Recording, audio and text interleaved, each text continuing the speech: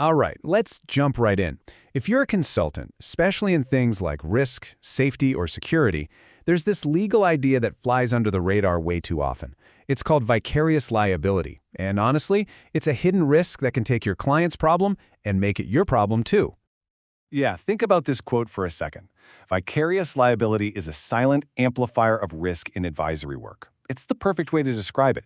Your advice might be the signal, but vicarious liability, well, that's the amplifier that can crank the volume on any mistake you make to a truly devastating level. So let's break down this silent threat. So in this explainer, we're going to unpack exactly what this risk amplifier is, see how it actually works, and most importantly, talk about what you can do to manage it. Doesn't matter if you're the consultant giving the advice or the client paying for it. Okay, so at its core, the definition is pretty simple. Vicarious liability just means one party can be held responsible for someone else's screw-up. The textbook example is always an employer being on the hook for something an employee did. But here's the catch for us. That idea is stretching way beyond just traditional jobs now. Courts are digging deeper into the nature of the relationship, and that's exactly where consultants get pulled into the spotlight. So, how does this legal concept actually latch on to the advisory work you do? Well, it turns out it all boils down to a pretty simple test that courts use. In legal systems like the ones in the US, the UK, Australia, they basically ask two main questions. First up, is there a qualifying relationship? And second, was the mistake or the bad act somehow connected to that relationship? For a regular employee, the answer to both is usually a clear yes. But for a consultant, that first question is where everything gets complicated. And this right here is where the lines get really, really blurry. Your contract can scream independent contractor all at once, but courts look at what you actually do, not just what the paper says. Just look at these examples. If you get so embedded in a client's crisis team that you're shaping their big decisions, well, you start to look a whole lot less like an outside advisor and a whole lot more like an agent of the company. And that's the moment your client can become vicariously liable for your advice. Okay, now that we kind of get the what, let's talk about the where. These danger zones where the risk gets dialed way up. And there are two big traps you really need to be aware of. The first trap is something called consulting drift.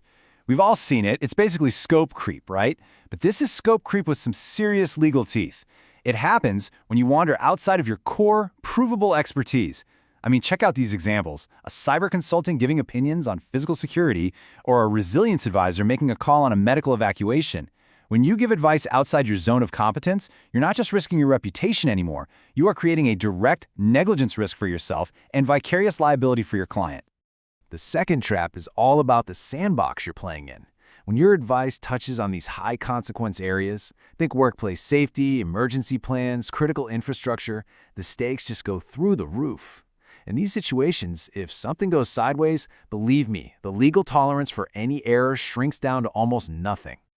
And this is so important to understand. Just saying you used your professional judgment is not some kind of get-out-of-jail-free card. Not at all. When lives and safety are on the line, that judgment is going to be put under a microscope and measured against objective, established standards.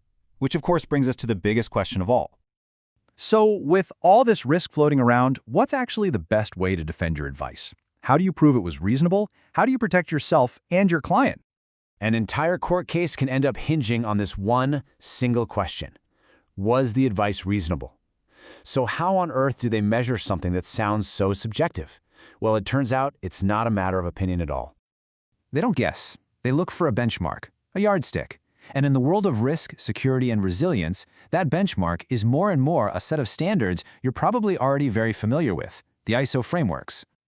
This right here, this is the key insight.